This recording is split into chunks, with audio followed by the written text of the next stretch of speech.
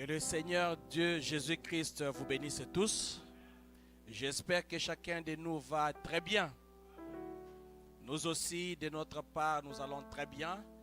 Nous remercions le Seigneur Jésus-Christ, le Dieu du pasteur Lifoko du ciel, les dieux du révérend Yannick Moussongo, les dieux du ciel Ntumba, les dieux de Peignel Tabernacle, les dieux de Rouge-Gorge Tabernacle à Pointe-Noire, les dieux de Rouge-Gorge Tabernacle à Kinshasa, les merveilleux Jésus-Christ, les dieux de William Marion Branham.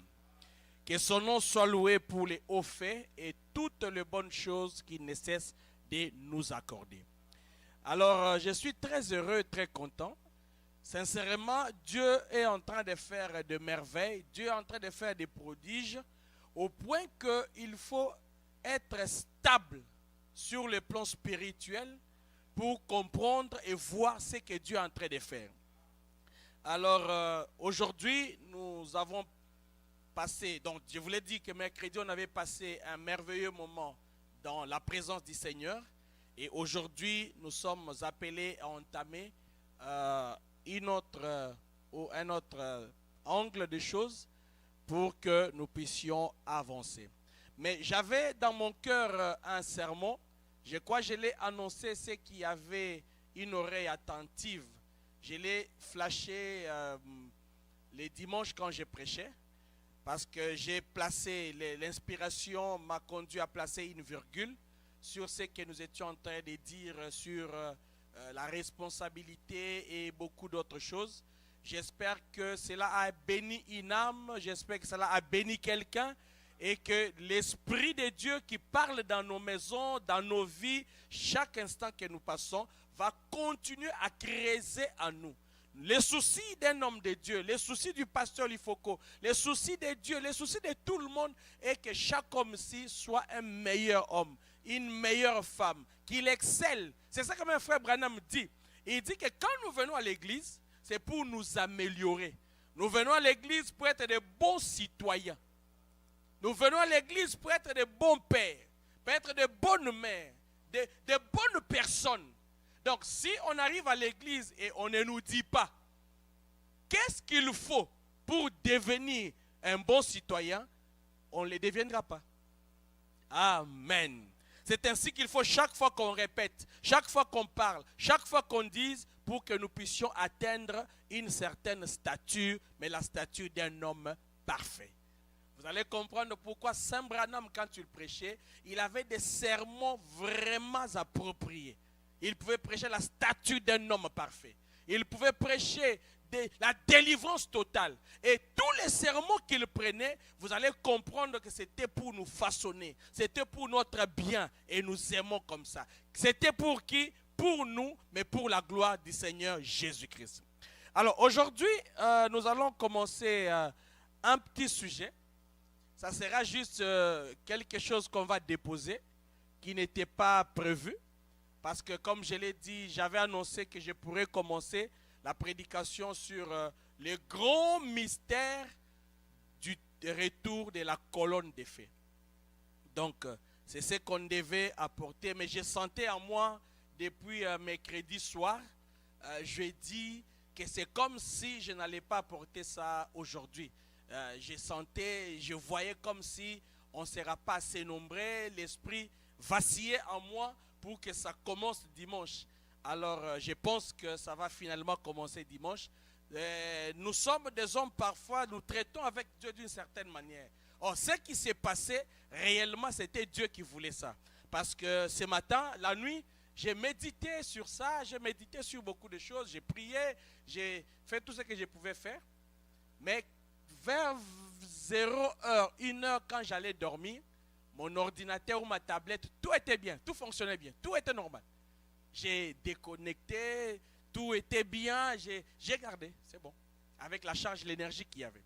Je me réveille le matin vers 9h pour commencer à méditer et je branche, je vois que les câbles ne chargeaient pas. Il dit, mais j'ai fait quoi avec l'énergie? Bon, j'ai quand même médité. Poup, d'un coup, j'avais une conférence à suivre en ligne. J'ai entamé la conférence vers 11h, l'énergie est terminée. C'est vers ce moment-là que je vais contacter les frères Béranger pour dire, précieux frère, j'ai un problème. Le problème que j'ai ici, c'est que ma tablette m'a lâché. Elle est bonne, elle fonctionne, mais c'est les câbles qui ne savent pas m'approvisionner. Comme la facture de la SNEL était bon, SNEL ou bien Hydro-Québec ici n'était pas payé, j'ai appelé mon fils, j'ai dit, viens un peu, est-ce qu'on a coupé le courant? J'ai dit, allume un peu, il a dit, non papa, il y a du courant. J'ai dit, ah, c'est qu'il y a mon problème. Bien, bon, prends ton téléphone, branche un peu. Il branche, son téléphone avec son chargeur fonctionne. Donc, c'est mon câble d'alimentation qui m'avait lâché. Les frères Béranger vont me dire, ok, pasteur, vous pouvez aller à Best Buy chercher. J'ai pris mon transport, je suis allé là-bas, j'ai cherché, on dit, il n'y en a pas. Donc, si j'avais trouvé, on allait prêcher le grand mystère du retour de la colonne de feu. Ah, qu'est-ce que j'ai fait? On m'indique, va un peu chez Canada Ordinateur, ou Ordinateur Canada, quelque chose comme ça. Je vais là-bas, il n'y en a pas. J'ai dit, d'accord. Avant que ça ne s'éteigne, il y avait une option me proposée de faire une commande en ligne. Mais je ne voulais pas de ça parce que moi, je voulais seulement aujourd'hui. Alors, je me suis rabattu vers cette dernière option. Alors, on me proposait que ça allait arriver entre les 15 et les 20. Donc, vous comprenez que même dimanche, en réalité, si on dépendait de l'outil, même dimanche, on ne va pas prêcher. Si on dépendait de l'outil, même ce soir, on n'allait pas prêcher. On ne va pas prêcher. Mais on va prêcher. Mais qui va prêcher? C'est Dieu. Dieu, c'est celui qui parle. C'est Jésus-Christ qui prêche. Pour prêcher, on n'a même pas besoin de micros, on n'a même pas besoin des ordinateurs, on n'a pas besoin de tout cela. Mais seulement que Dieu utilise tous les outils, tout ce qu'il met en possession de l'homme de Dieu pour que les choses arrivent comme il se doit. Quand j'ai commencé l'église Rouge-Gorge il y a 4 ans passés, un frère à l'église, tellement qu'on prêchait, il s'est dit, il parle avec quelques frères là à côté, donc, vous savez, toujours dans l'église, on a toujours toutes sortes de croyants. Lui, il dit, non, oui, il prêche bien, les pasteurs prêchent, ça va. Non, c'est l'ordinateur qui le fait prêcher. Oh, quelqu'un écoute, il dit, ah, pasteur, c'est que toi, tu ne connais pas les pasteurs. Tu l'as connu quand? Oh non, à peine. Il dit, ah, lui, c'est pas l'ordinateur, il prêche. Alors, un jour, je suis en Afrique du Sud, je médite très bien, je me pose sur, je suis encore au bureau, on amène l'ordinateur sur la chaire. On la dépose juste comme ça, ça coupe. Moi, je sors du bureau, je viens, je regarde, c'est coupé, je n'ai rien dit à l'auditoire. J'ai commencé à prêcher. Quand j'ai fini, on vient me dire tout ce que j'avais prêché. Il dit, mais je n'avais pas l'ordinateur. C'est tout ce que Dieu avait prévu qui est sorti. Et quand je suis allé ouvrir l'ordinateur et ce qu'on m'avait dit, c'est exactement ce qu'il y avait sur l'ordinateur qui avait été prêché. Parce que je pouvais lire les citations, je ne pouvais pas trouver là-bas, on lit. Donc, c'est pour dire que l'œuvre de Dieu, ce n'est pas l'homme, c'est Dieu lui-même qui prêche. C'est ainsi que quand Dieu donne un ministère à un homme, quand Dieu commissionne quelqu'un, cet homme doit être attentif à ce que Dieu veut. Qu'est-ce que Dieu veut qu'il fasse? Qu'est-ce que Dieu veut? Nous ne venons pas prêcher ce que nous voulons. Nous ne venons pas prêcher ce que nous pensons, mais nous venons prêcher ce que Dieu veut pour le salut des hommes et nous-mêmes y compris. Amen. C'est ainsi que nous allons nous lever pour lire la parole de Dieu. Pendant que j'étais en route, alors, souvent, les frères Lilaon a toujours dit, pasteur, quand moi Dieu bénit, quand vous prêchez, tout ce que les hommes de Dieu font, je suis heureux, je suis content, parce que je suis associé à Dieu. Alors, une fois quelque chose s'était passé, j'avais eu ça dans son véhicule, il était heureux, content. Laisse-moi te dire que frère, tu es béni parce que la prédication de ce soir, je l'ai eu dans ton véhicule. Quand j'ai quitté ma maison, il dit, mais Seigneur, je vais prêcher quoi? Dieu a dit, ok, vas-y. Quand j'entre dans le véhicule, on commence à venir là. C'est vers la moitié de la route que le message descend. Que Dieu me parle et dit, ok, voici, on parlera de ceci. Amen. Donc, nous ne parlons pas seulement parce qu'il y a un ordinateur. Nous ne parlons pas seulement parce qu'il y a ceci. Mais même nos Bibles, les Bibles que nous utilisons, nous lisons, n'est-ce pas? Nous lisons la Bible, nous lisons les brochures. Le don, c'est au-delà de tout ça. Amen. Prenons nos Bibles dans Exode. Vous allez m'aider, frère Lilaon, avec la projection, parce qu'on va aller un peu ensemble. Prenons Exode chapitre 2. Exode chapitre 2. À partir du verset 10e.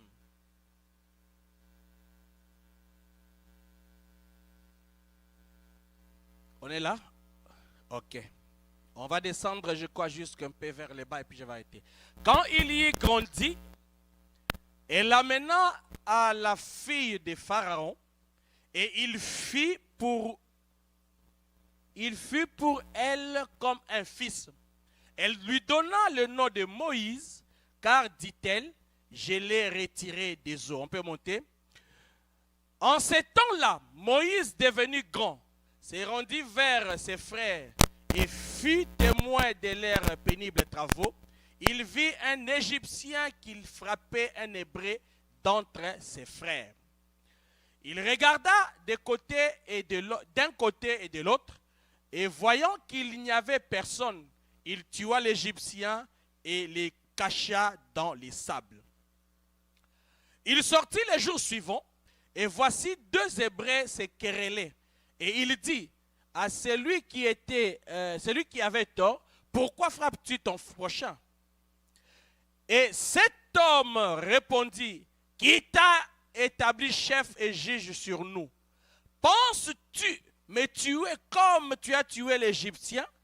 Moïse eut peur et dit certainement que la chose est connue. Amen.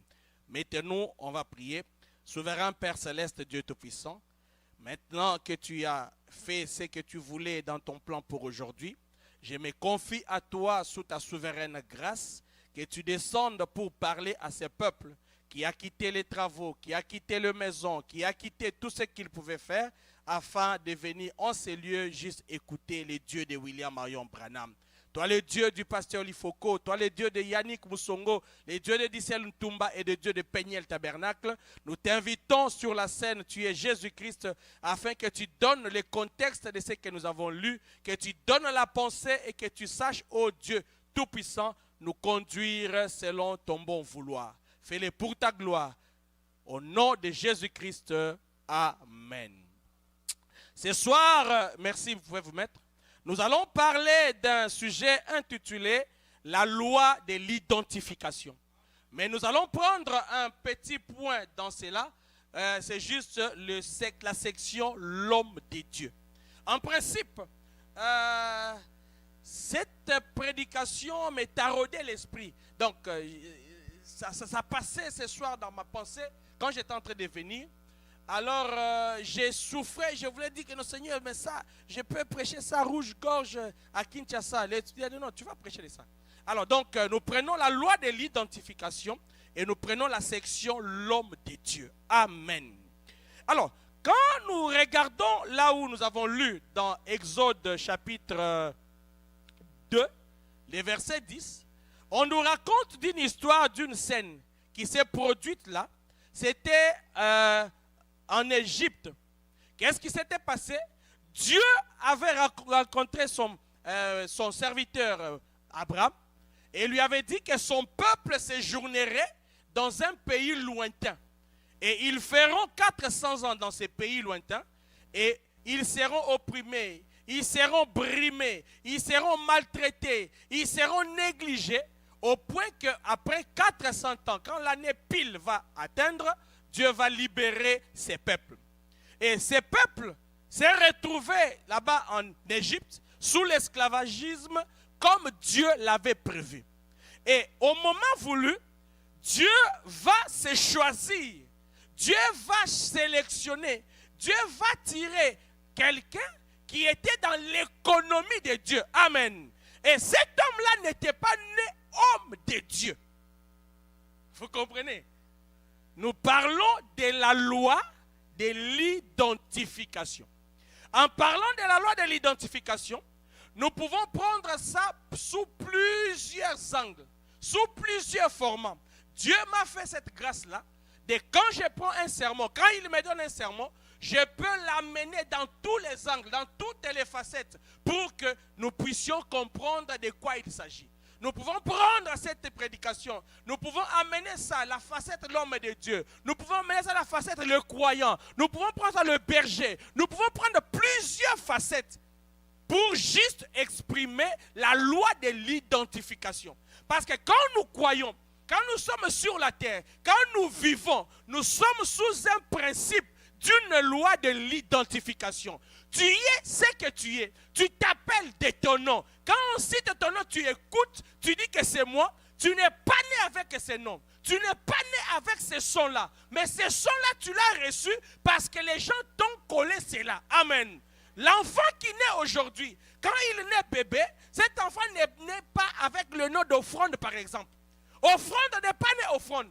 Offrande est né juste un bébé qui était conçu de son père, qui était conçu de sa mère. Et quand ce bébé est venu au monde, les gens ont posé la question, comment l'appellerions-nous? Amen. Si aujourd'hui, la sœur offrande qui prie à Peignel Tabernacle à Montréal ici, s'appelle offrande et que l'on appelle offrande, elle écoute et elle sait même faire la différence qu'il y a entre l'offrande du moment d'un culte et l'offrande de son nom, c'est parce qu'elle subit la loi d'une identification. Amen. Nous disons ici, c'est le moment des offrandes. Elle ne s'élève pas. Pour autant venir, oh non, ok, je viens pour... On a cité mon nom. Non. Quand elle dit les offrandes, elle sait ce que ça veut dire. Quand on dit offrande, sœur offrande, elle sait aussi ce qu'elle veut dire. Parce qu'elle vit sous une loi, la loi de l'identification. Elle s'identifie. Et laissez-moi vous faire voir l'identification qu'elle a. Le codage de cette identification ne fait aucune confusion avec autre chose. Amen. Nous avons eu, il y a 1 mois et demi passé, 2 Bérangers dans cette salle. Un Béranger qui pouvait prêcher, qui se trouvait être le beau-fils du pasteur Lufoko, et un autre Béranger qui est avec nous, notre frère, notre administrateur. Mais quand on pouvait parler de Béranger X, il n'y avait pas de confusion. Ah, ce qui concernait les attributions.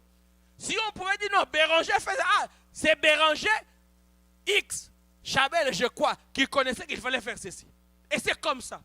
La loi de l'identification est une loi qui est en Dieu, que Dieu imprime sur tout ce qui se trouve sous le contrôle de ce monde ici, le contrôle de Dieu. La terre a été créée par Dieu. Et quand Dieu a créé le monde, quand Dieu a créé l'humanité, Dieu a imprimé une certaine loi qui voudrait à chaque... Tout ce qui existe sur la terre subisse la loi qui correspond à la sémence qu'il y a dans ce qui doit subir la loi. Amen. Un arbre subira, un manguier va subir l'influence que Dieu a placée liée au manguier. Même si on plante ça parmi les palmiers, parmi les orangers, parmi les mandariniers, le manguier ne produira jamais le noix de palme. Pourquoi? Ça répond à une certaine loi. Qu'est-ce que nous voulons dire par là? Quand vous lisez, si vous pouvez nous projeter encore là, nous avons lu, cet enfant n'était pas né Moïse. Et le nom de Moïse n'était pas le nom qui lui a été collé par ses parents. J'aimerais que vous puissiez comprendre. Nous sommes en train de parler de la loi de l'identification. Nous sommes en train de parler de la section homme de Dieu. Mais vous devez comprendre que cet enfant qui était né, fils de Jochebed et d'Amram, cet enfant est né et ses parents lui ont donné un nom. Vite, ils l'ont ramené pour la protection. Ils ont dit que si nous gardons cet enfant ici, cet enfant va mourir. On viendra nous les ravir. Prenons cet enfant, plaçons-le sur le zoo et qu'il s'en aille. Oh, le zoo, c'est la parole de Dieu. Tout homme qui se repose sur la parole subit la loi de l'identification. Et cette loi provient de la parole de Dieu. Amen. Si je me repose sur les eaux, je subis la loi des eaux. Et les eaux, pour moi, c'est la parole de Dieu. Si je me repose sur la parole de Dieu, ma vie subit la loi de la parole. Je m'identifie à la parole. Je deviens Moïse. Amen. Quand Moïse est sorti des eaux, pourquoi je dis je deviens Moïse? Parce que le nom Moïse signifie celui qui a été tiré des eaux. Est-ce que c'est dit là-bas? Ok.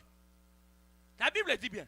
Elle lui donna le nom de Moïse, car, dit-elle, je l'ai retiré des eaux. Amen. Donc, nous tous, nous sommes appelés à être des Moïse.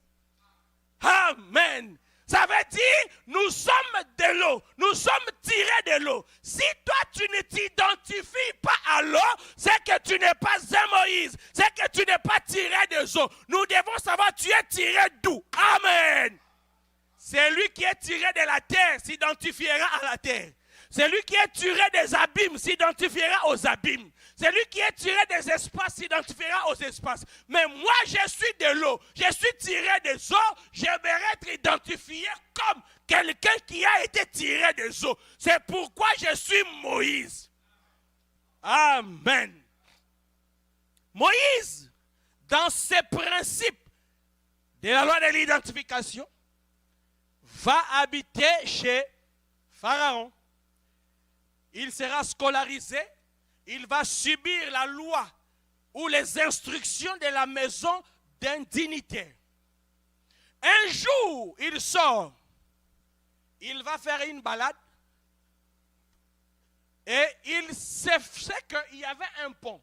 C'était quoi le pont? Quand on l'a tiré des eaux, on avait besoin de pouvoir l'allaiter, de pouvoir l'élever. Et comme Myriam était en train de suivre les chemins que suivait la corbeille, Myriam va se pointer pour dire, moi je peux vous trouver quelqu'un qui peut nourrir Moïse. Laissez-moi vous dire qu'un chrétien ne va se nourrir que de sa source de la parole. Un chrétien n'ira jamais et jamais se nourrir d'une autre source. Le dimanche, j'ai dit ici, ce n'était pas prévu, mais Dieu l'a donné comme cela.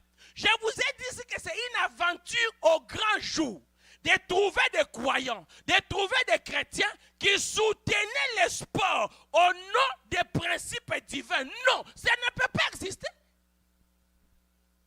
Je vous ai dit ici qu'il y a eu des statues qui étaient bondées. Non, regardez, les Égyptiens que vous voyez, vous ne les verrez plus. Ça, c'est une comédie à plein jour. Les affaires du football, la politique, Dieu ne s'en mêlera jamais et au grand jamais. Dieu n'est pas dans la politique. Dieu n'est pas dans le football. Dieu, ce sont des loisirs des hommes. Ce sont des choses des hommes qui ne donnent pas gloire à Dieu. Dieu permet à ce que tout ce qui lui donne gloire, une adoration, un culte, un travail, Dieu soutient cela. Mais tout ce qui ne donne pas gloire à Dieu, Dieu ne s'en mêle pas. C'est ainsi qu'un chrétien sait faire la différence qu'il y a entre ce qu'il doit soutenir et ce qu'il ne doit pas soutenir. La loi de l'identification va te rattraper, mon frère. Nous n'allons pas souffrir pour t'identifier. Soit tu es croyant, soit tu ne l'es pas. Lisons un peu quelque chose à ce sujet. Nous devons voir qu'est-ce que nous pouvons comprendre de cette affaire. Frère Branham me dit une chose. Il dit ici,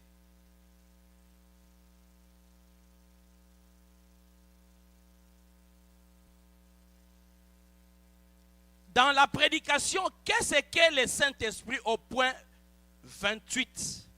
C'est prêché le 16 décembre 59. En effet, Dieu a fait une alliance avec Abraham.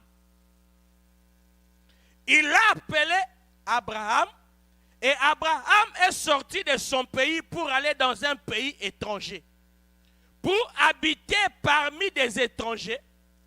Et c'est un type de quand Dieu appelle un homme à arrêter sa méchanceté, à se repentir de son péché. Amen. C'est ce qui est arrivé à Moïse. Moïse était dans le palais royal. Moïse sort de ce palais et quand il se pointe, Moïse dit, oh, il n'a pas pu supporter la souffrance qui était infligée à ses frères. Moïse regarde, il voit un Égyptien et un enfant d'Israël, la Bible dit que Moïse regarda d'un côté, il regardait à gauche, il regardait à droite. Il a su faire la différence et il a pris l'Égyptien. Moïse l'a tué. Amen. C'était qui? C'était le Moïse qui était né en Israël ou dans une famille israélite. C'était qui? C'était le Moïse qu'on connaissait l'histoire. Que ce Moïse a été placé sur le zoo. C'était qui? C'était le Moïse qu'on connaissait qui avait été acheté ou récupéré, repêché des eaux. C'était qui? C'était le Moïse qui a grandi sous l'instruction de la fille de Pharaon. C'était le Moïse qui a grandi dans la maison de Pharaon. Tout le monde pouvait voir Moïse sous cet œil-là. Ah, mais on connaît Moïse, on voit Moïse. Ah oui, ah, le Moïse là, oh, l'enfant d'Israël qui vit là-bas chez Pharaon, c'est comme ça qu'on pouvait parler. Oh, l'enfant de Moïse là, l'enfant d'Israël qui vit là-bas, oh, Moïse. Tout le monde connaissait Moïse, tout le monde voyait Moïse, tout le monde avait des informations sur la vie de Moïse. Et Moïse va rajouter un élément. C'est quel élément? C'est l'élément de venir prendre un Égyptien, le tuer et l'enterrer. Amen. Nous sommes en train de parler de l'homme de Dieu dans le sujet ou dans le thème la loi de l'identification. Quand on est face à un homme ordinaire qui change de statut, qui change, qui fait des translations, qui imite de la connaissance ordinaire que l'on a de cet homme vers un autre statut, souvent nous nous embrouillons. Souvent nous ne savons pas comment gérer ces hommes-là. Moïse qui était un homme ordinaire, Moïse qu'on connaissait, Moïse qui avait grandi chez Pharaon, c'est Moïse-là vient et il tue un Égyptien. Il rajoute la connaissance qu'on avait sur lui. Et un autre jour, il dit, oh mes frères, il vient, il trouve des Israélites en train de se battre. Il dit, mais non, vous êtes frères. Ne commettez pas ça. Écoute, c'est pour qui lui se battait. C'est pour qui lui pensait qu'il pouvait poser une bonne action. L'un d'eux lui dit, qui t'a placé juge? Juge. Est-ce que séparer des enfants d'Israël qui étaient en conflit, c'était une mauvaise chose? C'était une mauvaise action? Non, c'était normal. Lui, ils étaient en conflit. Ils ne s'entendaient pas. Ils voulaient les réconcilier. Ils disent, qui toi Moïse, qui t'a placé, qui t'a établi juge sur nous? Bon, laissons-nous un peu poser la question. Quand vous aviez accepté, quand il tua l'Égyptien, qui l'avait établi juge? Amen. Vous commencez à comprendre comment les choses commencent à changer. L'homme de Dieu, quand Dieu l'appelle, c'est un homme ordinaire. C'est un homme que tu connais. C'est un homme qui vivait avec toi.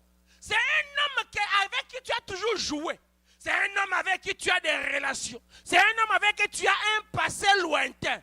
Peut-être un passé proche. C'est peut-être ta femme, ton mari.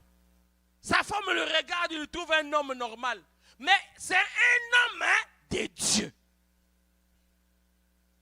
Moïse, qui t'a placé juge sur nous? Mais monsieur, si tu étais sérieux, tu devrais poser la question plutôt, quand tu le tuas l'Égyptien, qui l'avait placé juge sur vous? Parce que tu étais là, tu avais vu. Comment tu n'avais pas parlé? Donc, là, tu es dans une autre dispensation. Quand la dispensation change, nous sommes appelés à ne pas résister, mais nous sommes appelés à changer facilement. Nous sommes appelés à avoir de nouvelles lentilles, de nouvelles lunettes pour voir la nouvelle donne, le l'image qui s'affiche devant nous. Beaucoup de gens ne sont pas bénis dans leur vie. Beaucoup ne sont pas bénis. Beaucoup attrapent même des malédictions parce qu'ils n'arrivent pas à cerner. Ils n'arrivent pas à comprendre la différence qu'il y a entre l'homme normal qu'ils connaissent, l'homme normal qu'ils saluent et l'homme de Dieu. Oh, laissez-moi vous dire, je vous ai dit que cette prédication est venue comme ça. Je n'ai rien préparé. Je n'ai rien. Non, c'est juste Dieu qui dépose ça comme ça. Il dit, ok, ça fait l'affaire. Bien-aimés frères, tel que nous sommes sur la terre, nous sommes appelés à faire attention à tous ceux qui entrent en relation avec nous. Le matin, le soir, à midi, vous trouverez quelqu'un dans une famille. Il habite avec un pasteur, il habite avec un prédicateur, mais lui il le trouve comme un homme normal. Non!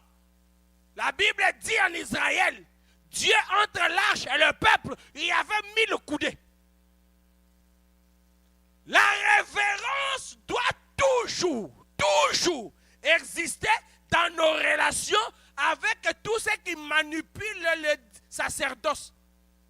Tous ceux qui manipulent les divins. Nous devons bien faire attention à cela. Ce ne sont pas des hommes extraterrestres qui ont parachuté du ciel et sont descendus sur la terre. C'est juste celui que tu salues. C'est juste celui que tu connais. C'est juste celui que tu vois là. Frère.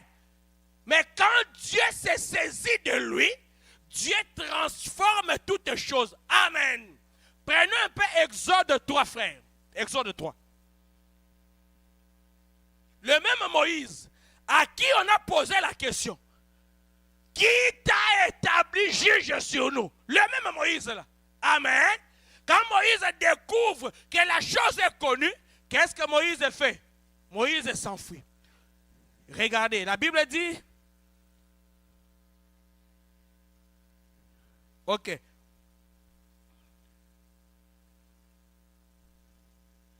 Ok. Dans ces 3, Moïse faisait prêtre. Très bien, au début là. Vous êtes là? Moïse faisait, prenez le début. Ah voilà. Moïse faisait paître les troupeaux de Jéthro, son beau-père, sacrificateur des Madians.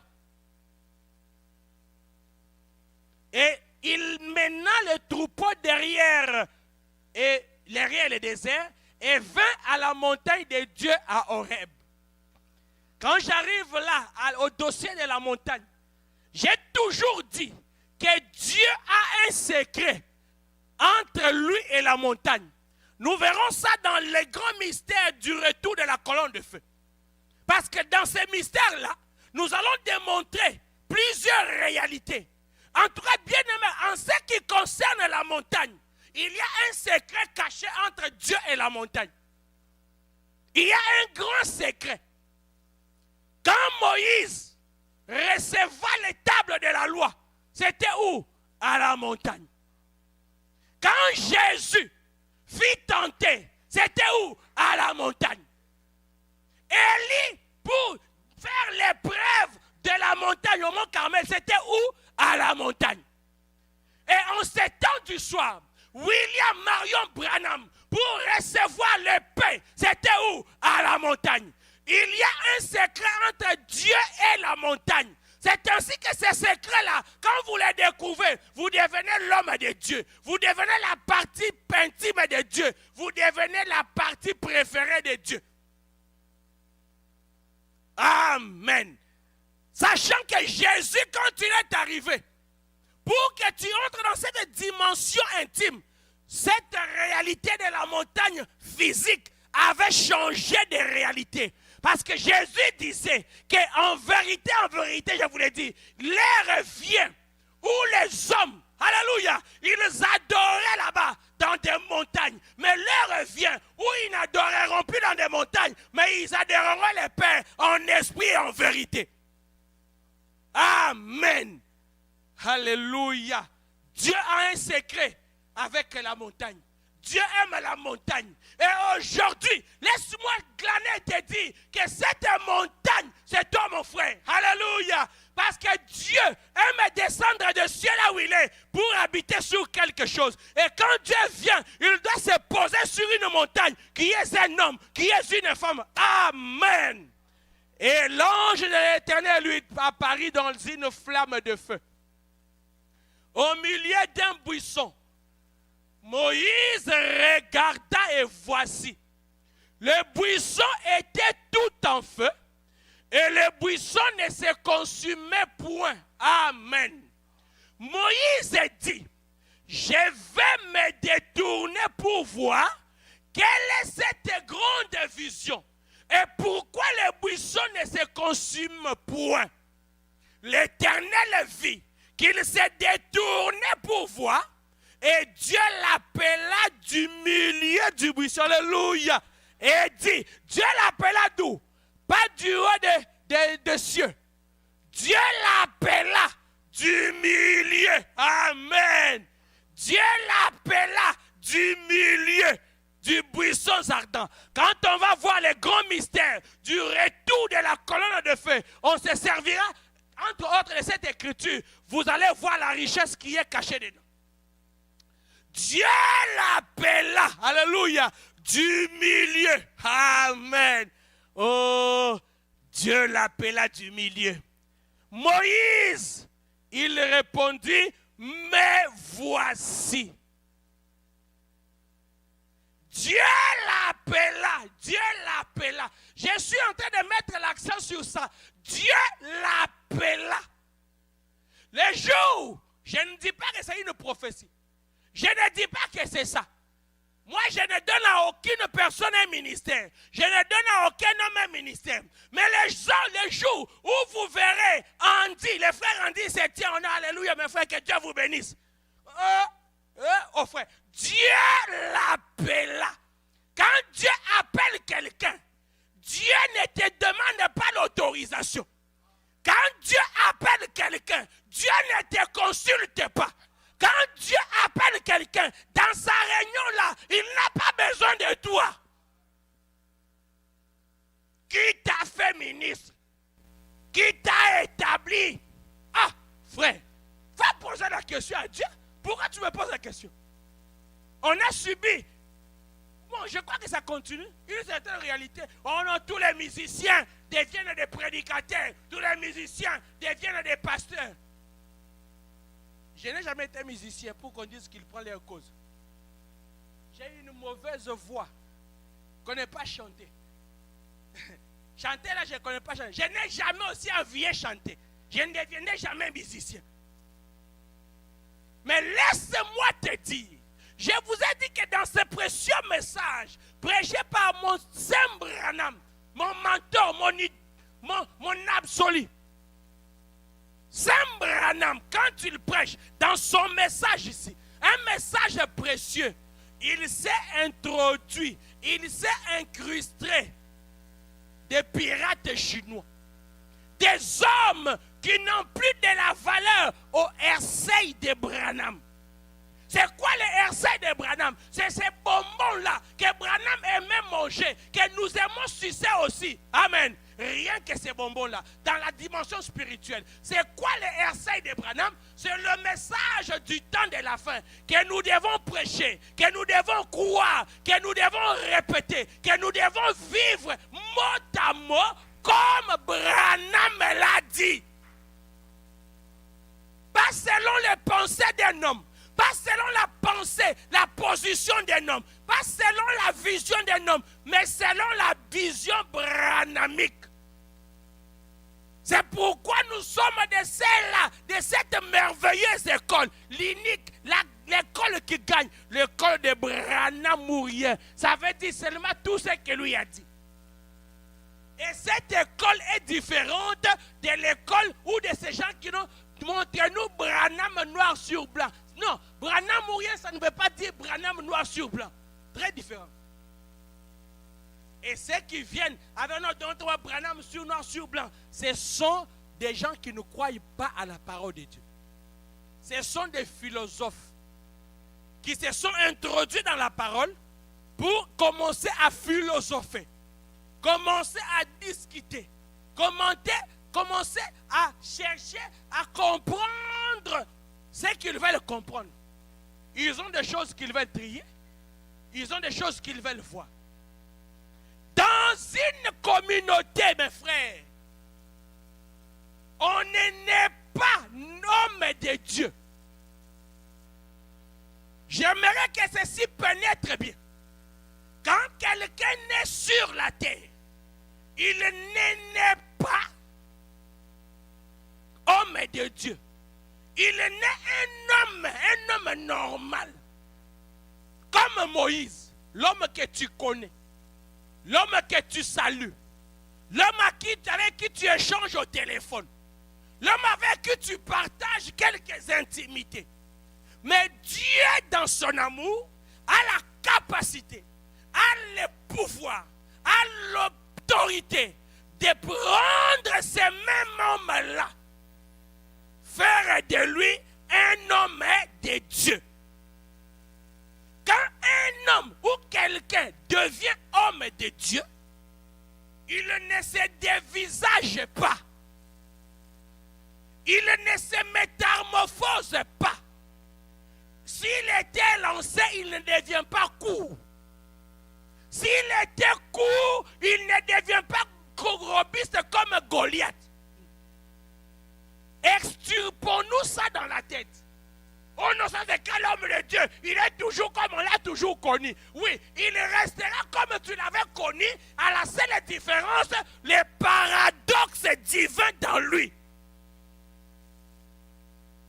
Si tu veux croire, si tu veux bénéficier de ce que Dieu a mis dans cet homme, alléluia, il faut croire à l'œuvre, à l'action que Dieu lui a donnée. C'est un homme normal. La seule chose que Branham nous a montré, c'est que cet homme-là, quand Dieu te revêt, ce qui veut dire quand Dieu te fait habiller cette casquette d'homme de Dieu, oh, ta vie change. Ton parler change. Tes habitudes changent. Quelle habitude, frère? Ce n'est pas s'il parlait rapidement, il va toujours continuer à parler rapidement. Mais dans le parler, qu'est-ce qui change? Ça sera un parler, un son de Dieu. Quand il sort sa parole pour te parler, tu sens que ça c'est un homme de Dieu. Tu sens que ça c'est Dieu qui parle. Mais la Bible a tout, mes frères. Oh, alléluia. Oh, quand Paul, dans sa bouche, dans le langage de Paul, c'était seulement tuer. Alléluia. Il fallait seulement pourchasser. Les chrétiens sont réunis où? Ils sont où? Les chrétiens sont où? Ça, c'était Paul. Mais quand Paul subit la rencontre spectaculaire, oh, de la colonne de feu, quand il allait sur Damas, alléluia, il était en route vers Damas pour aller persécuter. Quand Paul rencontre, alléluia, cette rencontre spectaculaire, le langage de Paul change. C'est la même façon qu'il avait de parler, la même voix, la même inflexion de voix, la même intonation. Mais ce qui avait changé, c'est ce que cette inflexion, c'est que cette intonation donnait. Alléluia. Il pouvait se tenir là. Amen. Un Paul qui disait, allez, tuez Étienne. Il dit, oh, je suis maintenant prisonnier de Christ. Amen. Le Christ qu'il est en train de combattre, Paul devient prisonnier de Christ. Pourquoi? Parce que Paul n'a pas changé. Mais Paul a rencontré quelqu'un qui lui a donné un nouveau statut. Un homme de Dieu. Quand il est né, il était homme de Dieu. En lui. Quand Moïse est né, il était un homme de Dieu. Quand on l'a placé sur le zoo, il était un homme de Dieu. Quand on l'a cueilli par la fille de Pharaon, il était un homme de Dieu. Quand on l'instruisait pour remplacer Pharaon, il était un homme de Dieu. Amen. Mais la connotation d'homme de Dieu n'avait pas été activée. Parce que celui qui active ça dans l'homme, c'est Dieu lui-même. Amen. Alléluia. Dieu active cela. Il est né homme de Dieu, mais il ne vivait pas comme homme de Dieu. Alléluia. J'aimerais que ces choses soient bien comprises. Surtout qu'elles sont descendues fraîches du trône. Alléluia. Moïse est né homme de Dieu. Cette qualité était en lui. Mais quand il est le moment de pouvoir agir, c'est juste un bouton. Tac! Dieu clique sur ce bouton et la carrure d'homme de Dieu est là. Amen.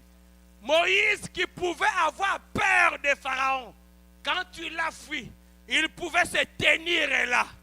On dit, quelqu'un te cherchait qui? Moïse. Oh. Et Moïse, un peureux, un poltron qui était ici. Moïse vient. Quand il entre seulement comme ça, même Pharaon a un peu peur. Mais comme il est roi, il boude un peu. Il dit, c'est lui. Parce que la Bible dit, quand il venait de la montagne, son visage rayonnait. Alléluia. L'homme de Dieu, quand Dieu actionne ces boutons-là, ma soeur, ça peut être ton mari qui est avec toi sur les lits. Alléluia. Même ce moment-là, quand tu es malade, demande-le qu'il prie. Alléluia. Quelque chose va se passer. Frère, un homme de Dieu, il est homme de Dieu même quand il se lave. Il est homme de Dieu. Mais il nous faudrait que quand la chose entre en action, que nous puissions découvrir les nouveaux manteaux, le manteau sacerdotal. Amen. Aujourd'hui, c'est pourquoi, alléluia, j'aime William Branham. Il est venu nous restaurer et couper sur nous tout ce qui n'avait pas été au sacerdoce. Parce que la dispensation avait changé. Tel que je suis là, tel que le pasteur il faut que là, tel que Yannick Moussongoye, nous sommes des sacrificateurs.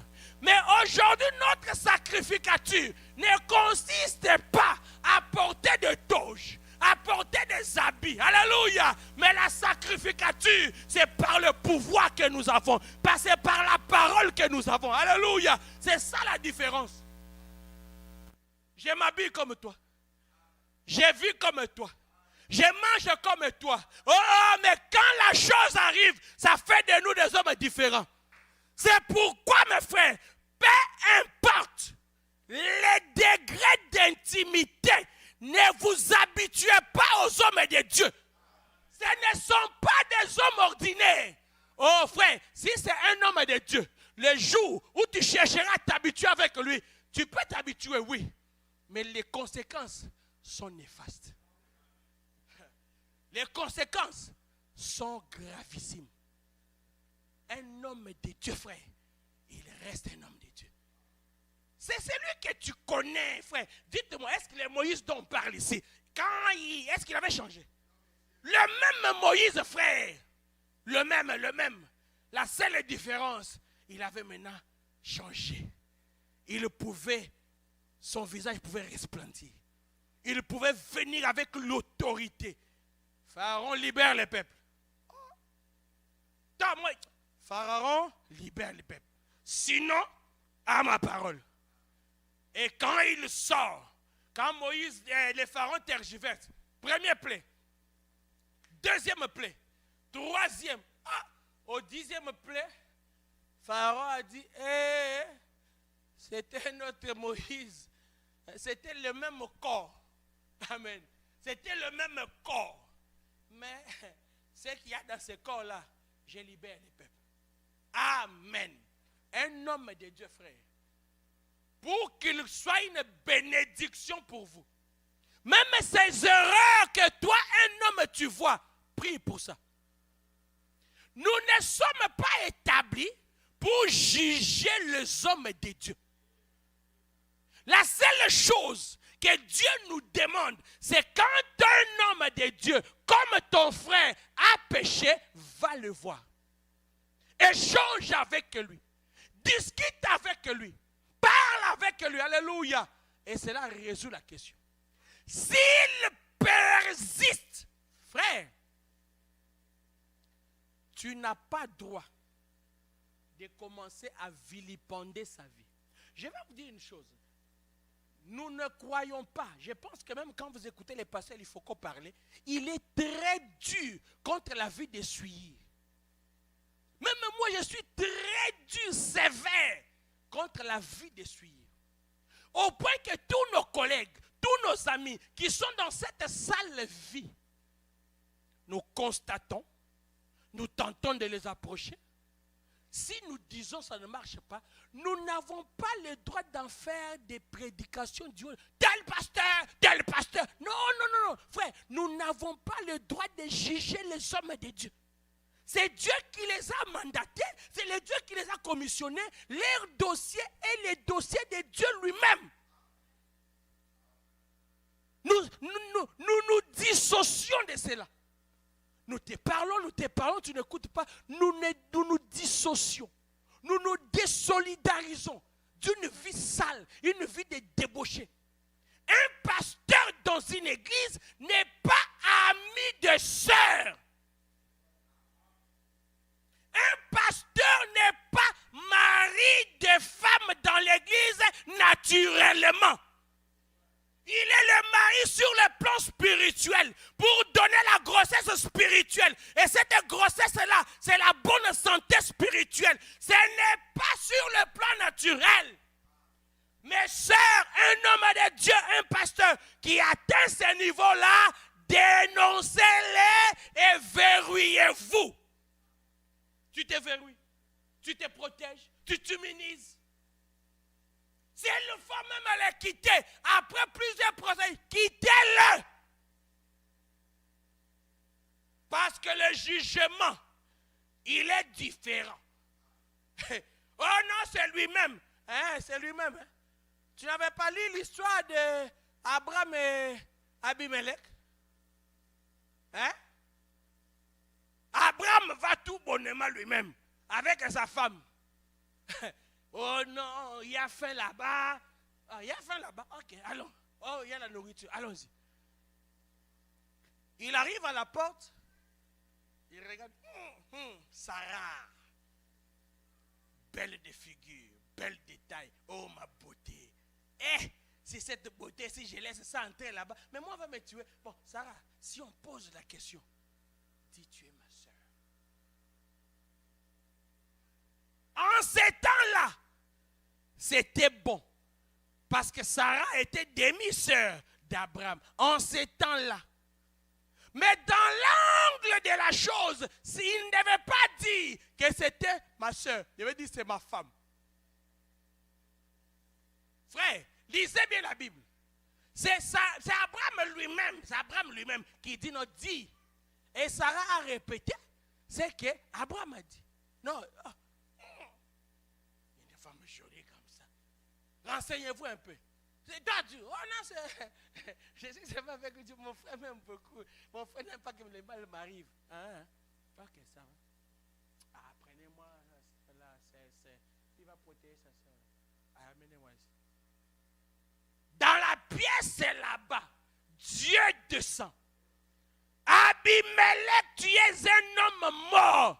Oh non, lui-même m'a dit que c'est ma... Abimelech, tu es un homme mort. Oh Seigneur, allez, va, que lui là, qu'il prie pour toi. Frère, quand Dieu rêvait quelqu'un du statut d'un homme de Dieu, Dieu lui donne un changement de positionnement dans la vie sociale. Dieu lui donne un changement de niveau d'intégration humaine. Et nous devons nous comporter face à ça.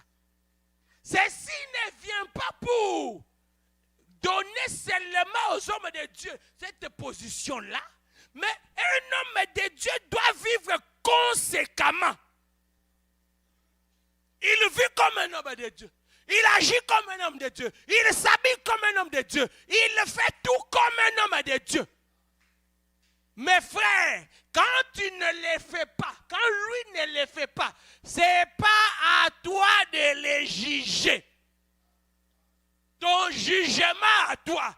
Branham l'a dit dans l'ordre de l'église de 63 au chiffre 7. Il dit, je m'attends à ce que, à chaque fois que je serai sorti de la parole, que vous veniez me voir, pas en public. Branham est clair. Il dit que vous veniez me voir en privé. Trouvez-moi ça, 63, hors de l'église. Vous pouvez me projeter? Bien, projetez-moi ça. Hors de 63. Hors de l'église de 63. Chiffre 7. On va lire ça. Le temps que je prenne quelque chose qui passe à l'esprit là. Frère, l'homme de Dieu, la loi de l'identification. Quand Dieu active cette chose-là, l'homme s'identifie à l'homme de Dieu. Maintenant, quand lui s'est identifié, toi ne restes pas en retard. Dieu, mais vraiment, les affaires de Dieu aussi. Hein. Frère, les affaires de Dieu, ce n'est pas toi. Même lui, tu avais une liste de gens que Dieu avait privé de déclencher ça. Frère, même lui vraiment. Frère, les affaires de Dieu ont changé. Hein? Ça n'a pas changé, c'est toi qui étais ignorant. Ça n'a pas changé. Les affaires de Dieu sont restées comme elles ont toujours été. C'est toi qui étais ignorant que Dieu peut aussi prendre un homme qui était comme toi, ton mari, et les frères d'un homme de Dieu. Voilà, il me dit, chiffre 7, merci. Et je m'attends donc à ce que vous, les frères, est-ce qu'il dit aux païens? Branham était qui? Prédicateur, pasteur, n'est-ce pas? Il s'attendait à qui? Il s'attendait à ce que les frères, pas les païens. Et je m'attends à ce que, frère, s'il faudrait même que je puisse remplacer X par une certaine valeur, je m'attends à ce que vous alliez voir notre pasteur Lifoko. Je m'attends à ce que vous voyez Yannick Moussongo.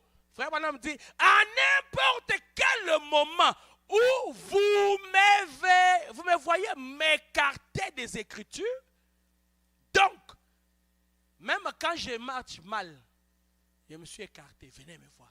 Quand je m'habille mal, venez me voir. Quand je parle mal, venez me voir. Il dit, quand, peu importe que vous, me voyez m'écarter de ces écritures, vous veniez me voir. Frère, on m'a dit en public. Oh non! Frère, attends un peu là-bas. Oh non! Non, ces affaires ici, non, non, non. Allons le voir. Allons pas. Non, non, non, non. Frère, non. Frère Branham me dit en privé. Ça, c'est ce que Dieu a déjà placé pour ses serviteurs, ces hommes de Dieu, qui sont nés par toi. Tu l'as vu. Ah, ça c'était un enfant, mon enfant. Oui, il n'est plus seulement ton enfant. Et dans la vie, il y a ce qu'on appelle la loi de la préséance. Si tu mets au monde un enfant, tu l'appelais ma gloire, ma gloire, ma gloire. Quand ma gloire devient avocat, tu commences à l'appeler maître. C'est ton fils. Ah, maître. Maître. Ton frère qui était avec toi, un Moïse là, qui était parmi vous là, les Moïse là, quand Dieu déclenche ou active ce bouton là, tu commences à l'appeler par la préséance de la fonction que Dieu lui a donnée. Il dit que vous veniez me voir en privé, me dire où j'ai tort. Peu m'importe que vous soyez l'un des administrateurs ou que vous soyez les concierges, qui que vous soyez, il est de votre devoir envers moi en tant que votre frère en Christ de me dire quand j'ai tort selon les Écritures. Donc, tu n'as pas le droit de commencer à coller quelqu'un de tort sans des Écritures. Oh non, alors comment le pasteur, lui, dans sa maison, il a 4 chambres. Ça, les Écritures ne disent rien pour ça. S'il va en avoir 8, où est le problème? Il n'est pas sorti des Écritures. Oh non, nous on voit comment les pasteurs, ils voyaient toujours avec sa femme. Où est ton problème? Deviens aussi pasteur. Surtout qu'il faut aussi faire le parcours que lui a fait pour atteindre la grâce que Dieu lui a accordée. Pour que tu commences à voyager avec ton pasteur. Il dit, quand vous me verrez m'écarter des Écritures, ne viens pas me raconter, pasteur, selon moi. Frère, dans mon bureau, il n'y a pas de selon toi. Selon Dieu.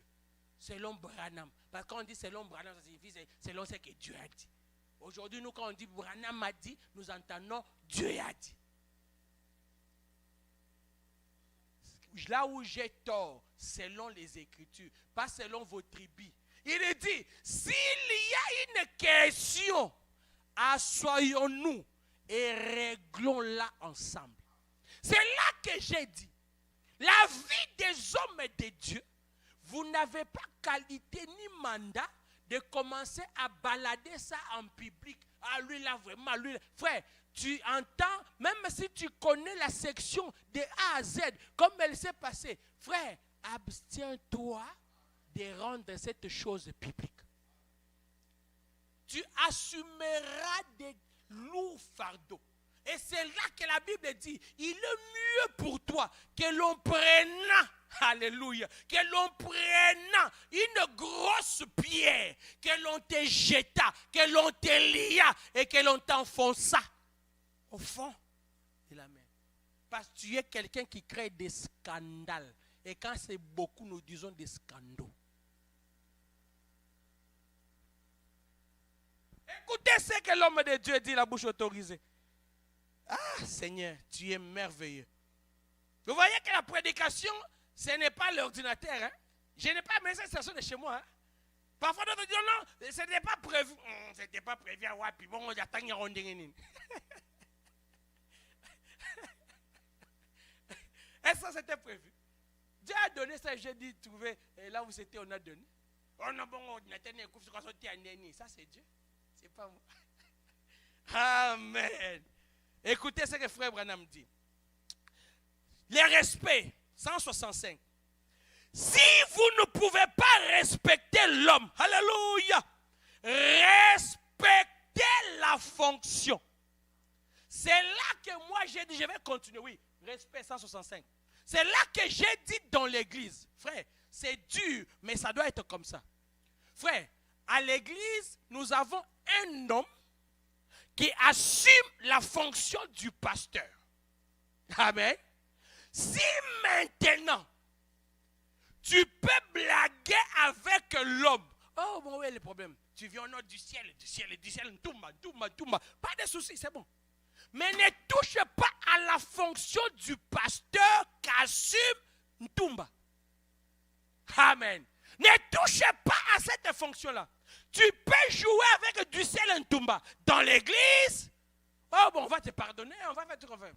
Mais quand tu touches à la fonction qu'il assume, j'ai toujours dit, et je le répéterai, dans une église, frère, quand on te fait sortir, c'est sens unique.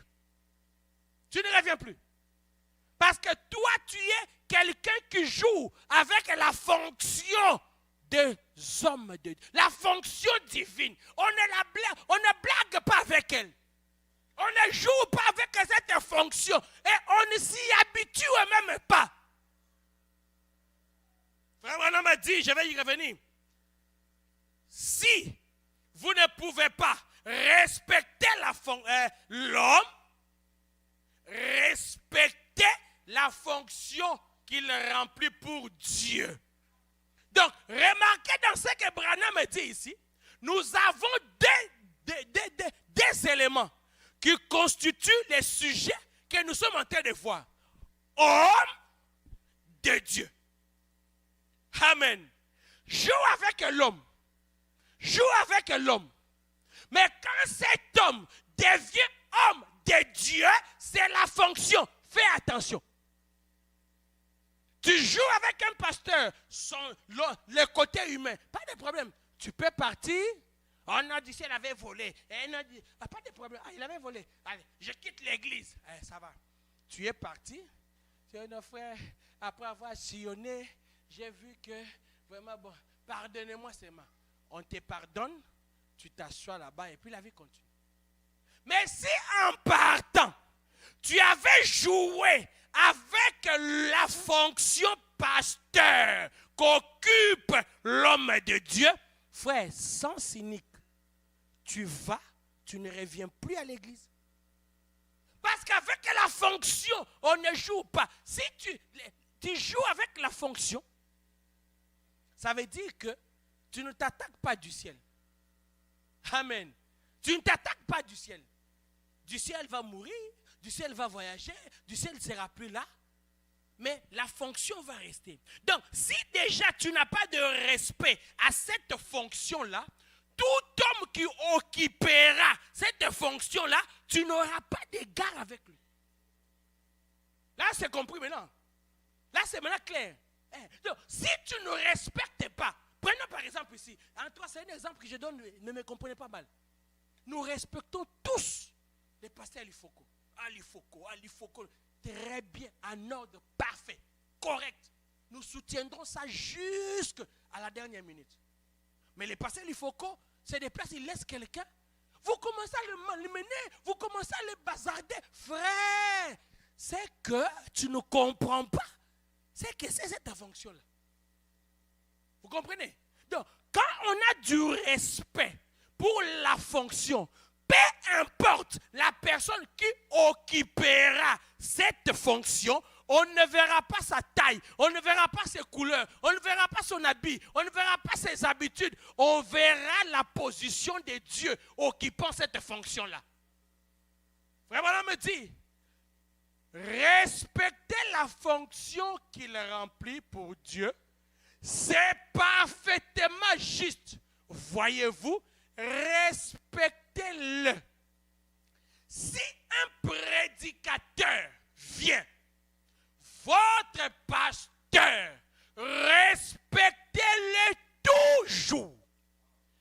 J'ai entendu des assemblées parler de leur pasteur comme parlant de lui en les dénigrant et en les ridiculisant.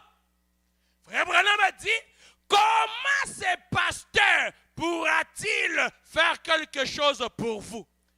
Il ne le peut pas.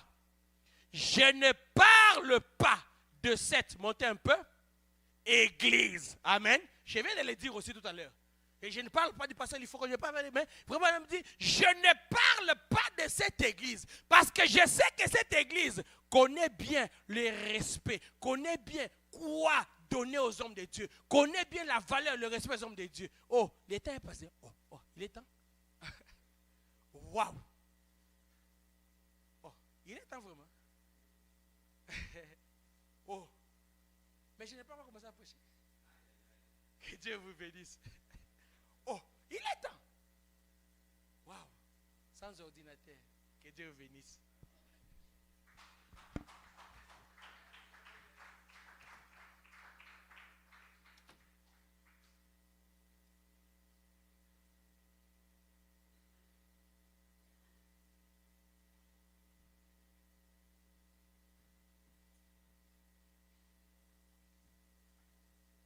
Que le Seigneur vous bénisse.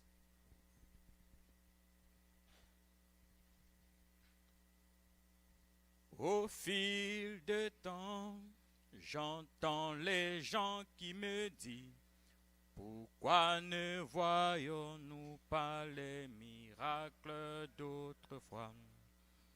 Je crois toujours à ces miracles, Dieu répond aux prières, car Dieu a toujours été Dieu, il est aujourd'hui. Dieu peut le faire encore et encore et encore. Il est le même Dieu, il a toujours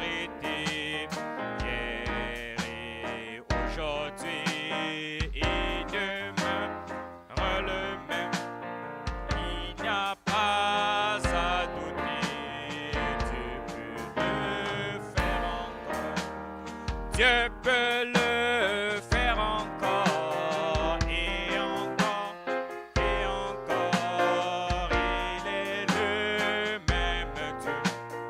Il a toujours été hier et aujourd'hui. Il n'y a pas à douter.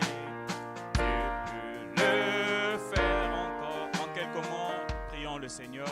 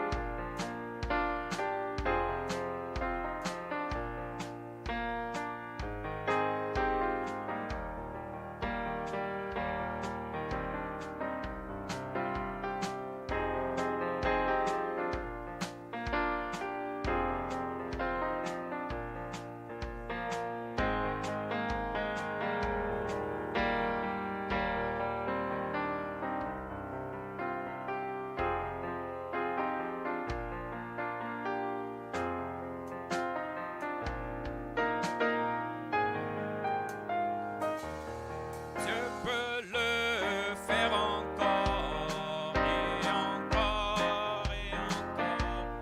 Il est le même Dieu. Il a toujours été hier et aujourd'hui. Il demeure le même. Il n'y a pas à douter. Dieu peut le faire encore.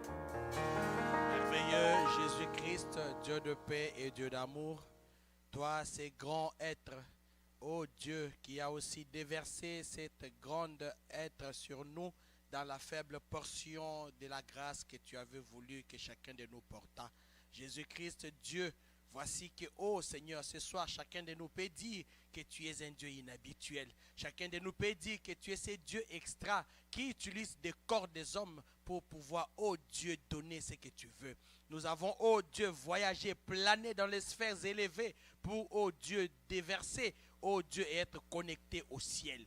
Ainsi que cette notion que tu as donnée ce soir puisse s'incruster, puisse se graver, puisse rester dans chacun de nous, Seigneur. Parce que comme nous l'avons chanté tantôt, tu es vraiment ce Dieu qui ne change pas. Tu es le même hier, aujourd'hui, éternellement. Ce que tu as fait, tu fais et tu feras toujours. Ainsi, Père, la Bible, ton prophète messager dit, quand, oh Dieu parle par la prédication, Dieu donne des choses, Dieu bénit. Permets, Seigneur, que tout homme, toute femme qui était venu en ces lieux, après l'audition de cette parole, reçoivent, oh Dieu, des bénédictions, reçoivent des dons, reçoivent des cadeaux, reçoivent l'amélioration des vies, reçoivent, oh Dieu, tout ce qui est plein, bon, azumit, élevé, au nom de Jésus. Laisse que Dieu, les malades soient guéris. Oh Seigneur, l'opprimé soit délivré. Que celui qui était dans la difficulté, oh, trouve la solution. Que celui qui avait une inquiétude, oh Dieu, trouve la solution à son inquiétude. Que c'est même en Afrique, oh Dieu, peu importe les lieux, ta main n'est pas courte, oh, ton oreille n'est pas bouchée. Tu écoutes partout, oh Dieu, et tu descends pour agir. Oh, toi le Dieu de William Marion Branham, toi le Dieu de l'Ifoko du ciel, toi le Dieu de Yannick Moussongo, Dieu de Diel Ntumba, toi le Dieu de Beignet de ce soir. Permets que Dieu, tes enfants, retrouvent la joie de leur salut, retrouvent le bénéfice qu'il y a quand ils croient en Dieu Jésus-Christ. Oh Dieu, nous croyons que tu l'as fait. Nous croyons que tu le feras. Nous attendons des témoignages. Nous attendons, oh Dieu, Père éternel, plein de choses que toi tu es en train de faire. Déjà ce soir, c'est un paradoxe. Ce soir, c'est un témoignage. Ce soir, c'était, oh Dieu, toi-même sur la scène. Permets, Seigneur, que nous en tirions des bénéfices. Sois avec tout le monde, spécialement notre frère Armel. Bénis le Seigneur, soutiens le Seigneur, sois avec lui dans ce qu'il a comme besoin, ce qu'il a comme problème. Oh Dieu, résous tout, Seigneur. Tu connais son problème, tu connais ce qu'il a besoin, Seigneur. Descends et agis pour ta gloire au nom souverain de Jésus-Christ. Nous avons ainsi prié. Amen.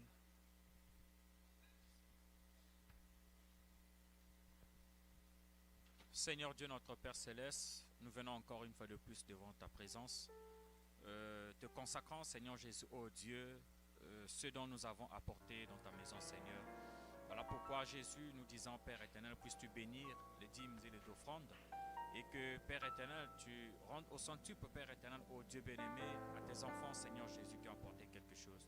Nous remettons tout à toi, au nom du Seigneur Jésus-Christ. Amen.